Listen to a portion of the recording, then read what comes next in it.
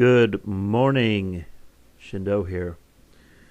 Well, going back to Syria, I had believed that the Russians would go ahead and start their assault on Aleppo before the election, but obviously they didn't for whatever reason of their own. This is from UPI. Russia's naval buildup off Syria grows alarmingly. From the Arab Weekly, it says under there. So, Beirut, Lebanon. The Russian naval buildup in the eastern Mediterranean off of Syria has reached disturbing proportions and threatens to intensify the war in Syria, a clear challenge to United States and NATO, made pointed because it is taking place as Donald Trump prepares to become the United States Commander-in-Chief. Some military experts said they suspect the naval force that Russia has assembled in the eastern Mediterranean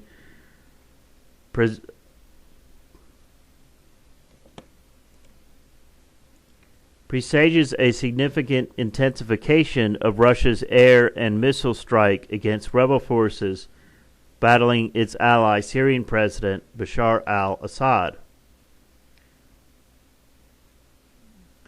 Others see it as a glorified training exercise in a long-distance power projection by the Kremlin to show off its new and untested naval air arm and to demonstrate that Russia can do whatever the United States can, all to consolidate Russian President Vladimir Putin's push to reinstate Moscow's Cold War influence in the region. Whatever the purpose, the Russian task force, by all accounts, now totals some 20 warships and submarines, with others on standby in the Gulf of Aden. The Russians have some pretty sophisticated submarines, by the way. NATO sources said it is Russia's largest foreign naval deployment since the collapse of the Soviet Union 25 years ago. Quote, they're deploying all of the Northern Fleet and much of the Baltic Fleet in the largest surface deployment since the end of the Cold War, unquote, one said. Quote, this is not a friendly port call. In 2 weeks, we'll see a crescendo of air attacks on Aleppo as part of Russia's strategy to declare victory there, unquote. Igor Sudyagin, a Russian studies analyst with the Royal United Service Institute in London, takes the opposite view. Quote, this is not the beginning of World War III, unquote, he said in October. Quote, it is more a public relations exercise, show of force. This fleet is not capable of highly intensified warfare for more than 50 minutes, unquote. If all Putin wants to do was boost Moscow's firepower in Syria, however, he could simply reinforce the land-based air wing of the 50-plus strike jets and attack helicopters already there. Sending in a naval task force is much more expensive undertaking, and it is more provocative since the weapon systems these ships carry are capable of countering any air and naval operations against Russian forces the United States or NATO, or Israel for that matter, might unleash to curb Russian ambitions in the region. Many observers say Trump's relationship with Putin will define his presidency, which is expected to upend U.S. foreign policy and take the West into uncharted territory.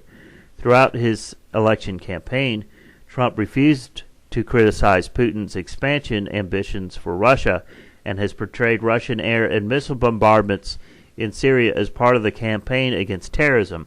In return, Putin has heaped praise on the new U.S. president.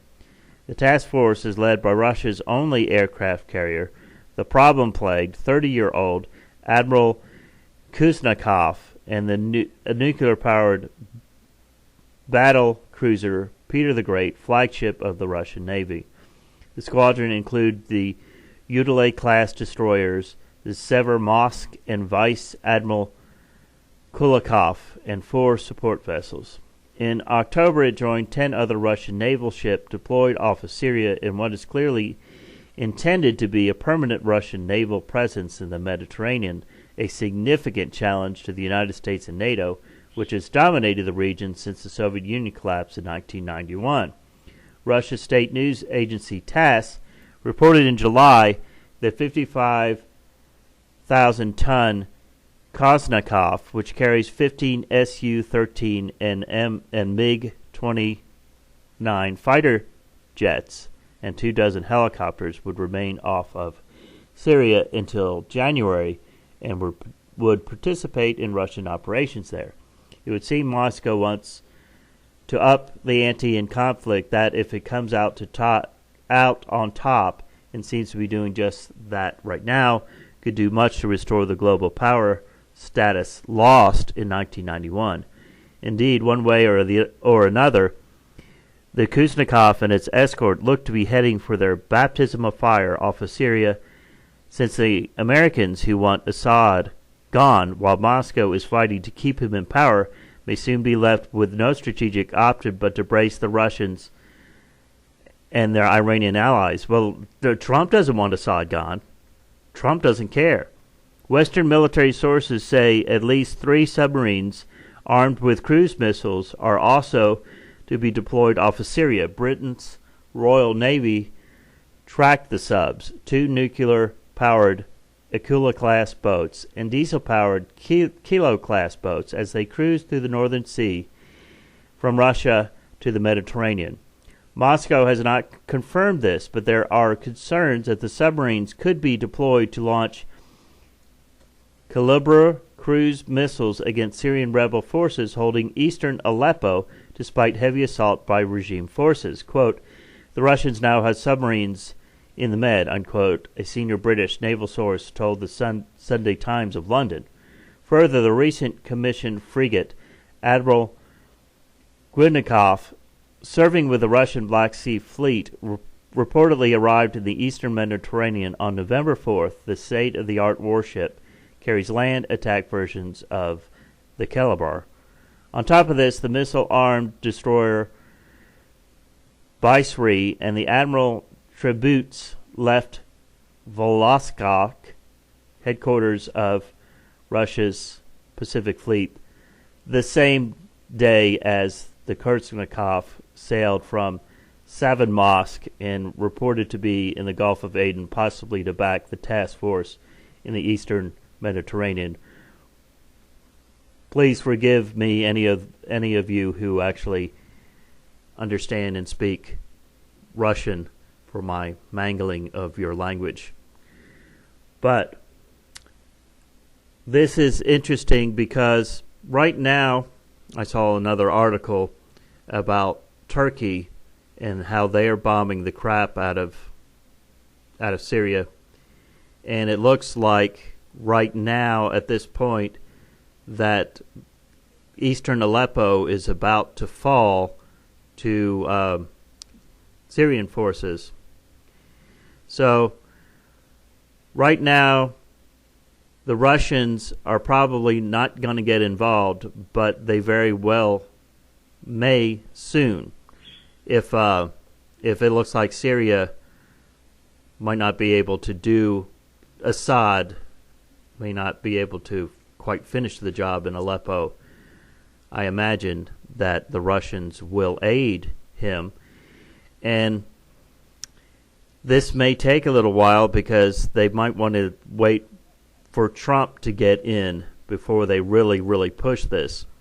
Because if they push it too far right now, Obama may actually do something. I doubt it, though. I doubt it. I doubt that he's going to do a thing. I don't think he gives a crap anymore. He's out of here. Everything that he's worked for is going to be up in smoke within the next 4 years. So I don't think Obama really cares.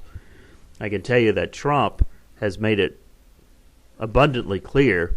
He has said that Aleppo is already gone, which it is. He's right. And that he is not going to basically go to World War III over Syria. So, good chance here that we might see President-elect Trump sit down with Vladimir Putin in the not too distant future and hammer out some kind of peace agreement. And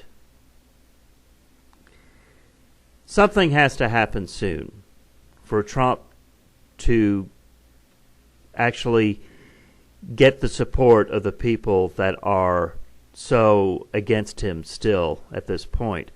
And that something is going to happen soon. What that something is, I have my suspicions what that something is. However, I'm not going to state it here. I do believe that he will go and sit down with Vladimir Putin before he takes the swearing-in ceremony in January, and that they will hammer out a peace deal. So Putin's not going to want to sit down with Trump until the Russians are in a position of, in a better position than they currently are. And those of you who loved Obama and thought that he did a great job, he didn't do a great job in foreign policy. That's for sure. He didn't do a great job in domestic policy either, as far as I'm concerned. But foreign policy is a mess. It's a mess, and that's what he is left for Trump, because Obama didn't have the guts to stand up to Putin, and Putin walked all over him. Putin is going to come out of this smelling like a rose. The Soviet Union and the power and the counterbalance that it had back in the 80s is going to be reestablished. They are going to be again that great superpower, thanks to Vladimir Putin and thanks to this war in Syria, where Obama just ignored, didn't do a thing. He's too busy hanging out with George Clooney, I guess.